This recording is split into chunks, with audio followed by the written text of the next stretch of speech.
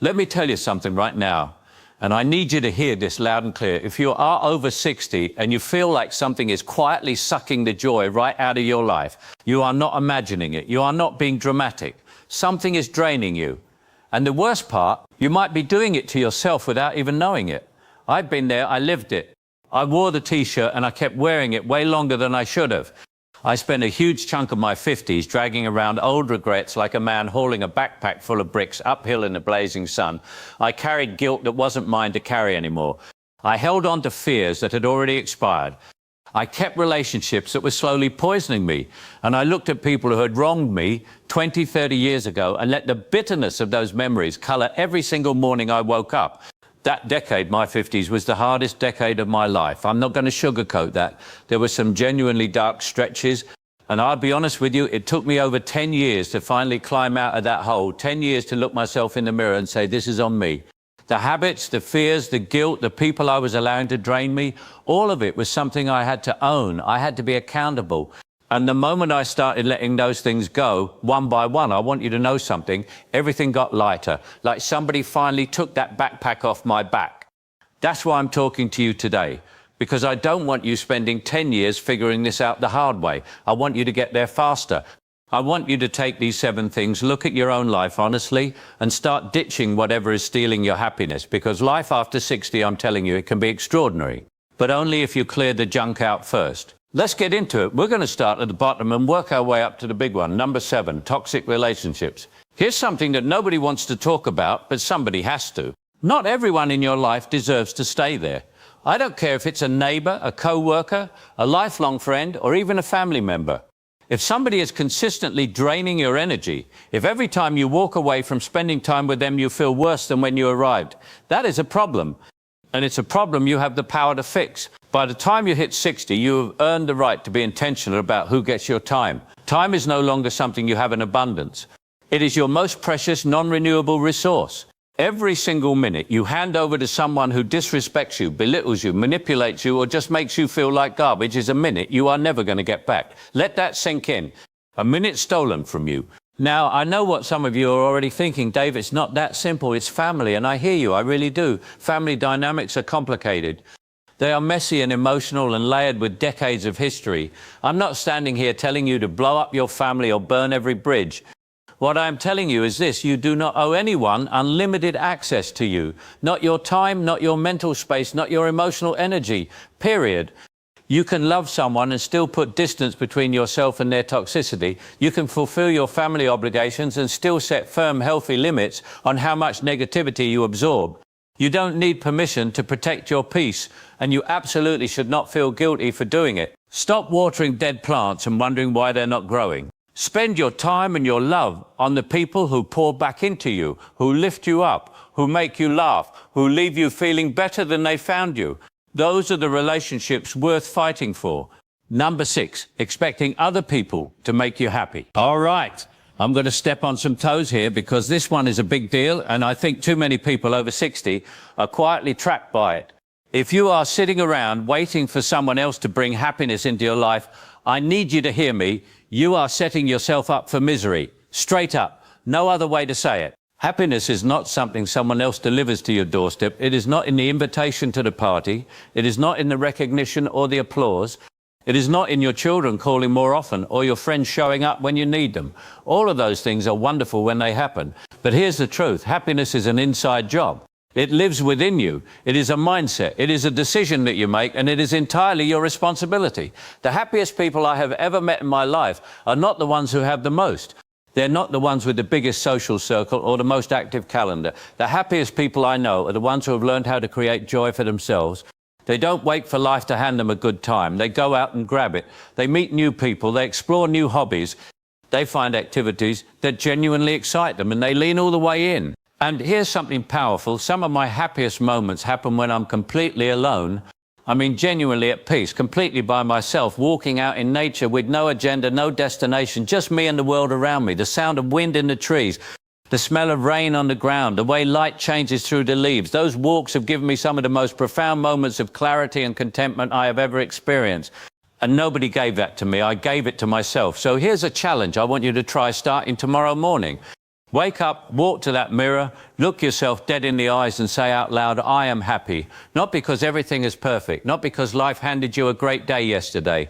Say it because you are choosing it, because you are deciding that today belongs to you and you are going to find the good in it. Then go live the day, be open to it, be present in it. Stop outsourcing your happiness, take ownership of it. It was always yours to begin with. Number 5, regret. Let me be straight with you.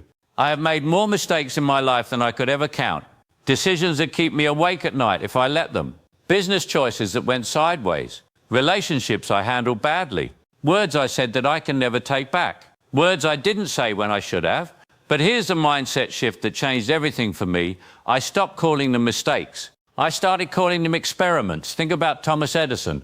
The man failed over 1,000 times trying to invent the light bulb, 1,000 times. But here's the thing. He didn't call any of those attempts failures. He said he found 1,000 ways that didn't work. Every single one of those so-called failures moved him closer to the one that did. Every single one taught him something. Every single one was necessary. Your mistakes work the same way. Every bad decision, every wrong turn, every time you blew it, each one moved the needle just a little closer to who you are today. And who you are today is someone with hard-won wisdom that no classroom could ever teach. Here's what I need you to understand. You cannot jump in a time machine and go back to 1975 or 1985 or wherever that moment lives that keeps replaying in your head. You cannot change it. Not one single syllable of it. What's done is done. The only place you can actually live is right now in this moment. And the only direction life moves is forward.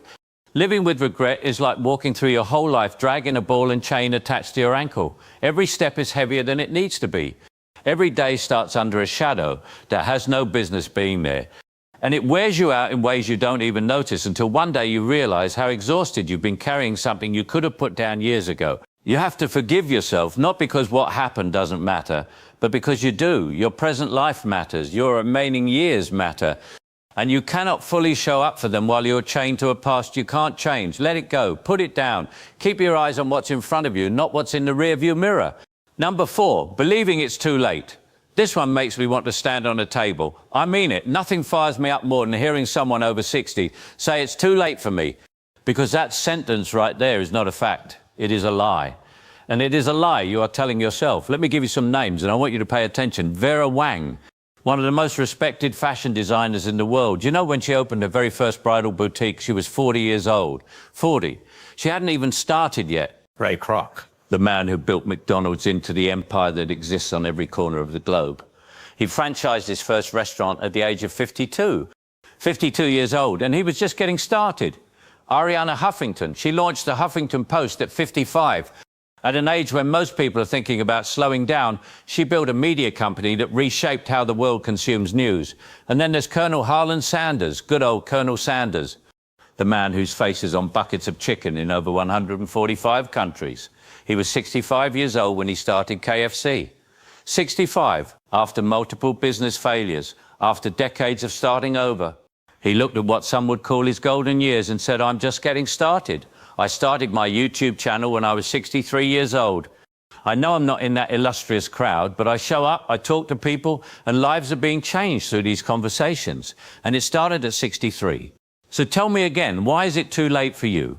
The only thing standing between you and something magnificent is the story you keep telling yourself. That's it. Change the story, change the outcome. The greatest chapter of your life might not be behind you, it might be the one you haven't written yet. Number 3, thinking you have nothing left to learn. I want to say something and I want you to really sit with it. The moment you decide you've got nothing left to learn is the moment you start dying. Not metaphorically, I mean the lights in your mind start going out one by one. Now I see this a lot in people over 60 and it genuinely breaks my heart because these are smart, capable, experienced people who have convinced themselves that the world's got nothing new to offer them. They resist new technology. They dismiss new ideas. They meet change with a list of reasons why it won't work and why the old way was better.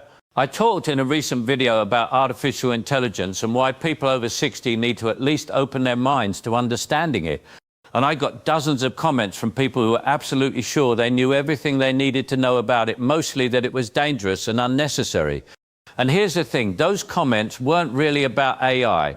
They were symptomatic of a closed mindset, a mindset that says, I've already learned enough, I'm done. That mindset will shrink your world faster than anything else on this list. The sharpest, most vibrant, most alive people I know over 60 are the ones who are still asking questions, still reading, still exploring, still willing to be wrong and learn something new. They are curious, they are engaged, they are growing. And growth, that is the engine of happiness. When you stop growing, you start fading. Your mind is not finished with you. Don't be finished with it. Read something that challenges you. Have a conversation with someone who sees the world differently than you do. Try something you've never tried before. Take a class, learn a skill, pick up a language, explore a technology. Ask questions without being embarrassed about not knowing the answers. The wisest people in every generation throughout all of human history were the ones who never lost their hunger to understand the world a little better.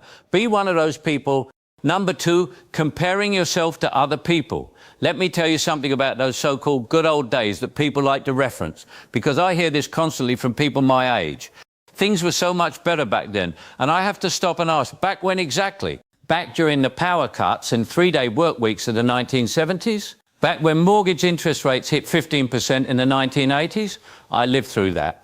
I know exactly what that felt like, lying awake at night, trying to figure out how you're going to make ends meet when the bank owns more of your life than you do. Back during the recessions of the 1990s, I nearly went under twice during that period. Twice. I came that close to losing everything I had worked for. Back during the financial collapse of 2008. The good old days, right? Here's what's really going on when we romanticize the past. We are grieving our youth.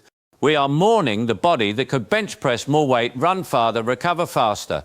We are feeling the sting of watching younger generations with energy and opportunity and time. And instead of channeling that into something useful, we sit in comparison and we let it eat us alive.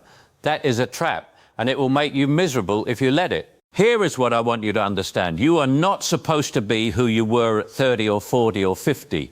You are supposed to be who you are right now.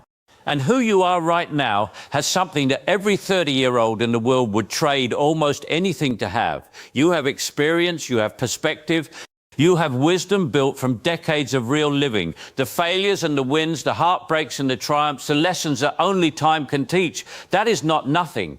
That is an extraordinary competitive advantage if you choose to use it. Find a way to channel that wisdom into something that matters. For me, it's these conversations on YouTube. For you, it might be writing a book, starting a business, mentoring someone younger, teaching, consulting, volunteering in your community. The format doesn't matter. What matters is that you stop letting that accumulated knowledge collect dust and start sharing it with a world that desperately needs it. You are not an oldie, you are an elder. Start carrying yourself like one. Number 1, physical, emotional, and mental clutter. We've arrived at the big one. The one that sits at the foundation of all the rest. And I believe with everything in me that this is the single most liberating thing a person over 60 can do. Clear out the clutter, all of it. Physical, emotional, mental. Let's start with the physical because it's the most visible and sometimes the easiest place to begin. Look around your home right now. I mean, really look. How many things do you own that you haven't touched in 2 years, 3 years, a decade? How much is stuffed in the closet you never open? In the garage that you can barely walk through?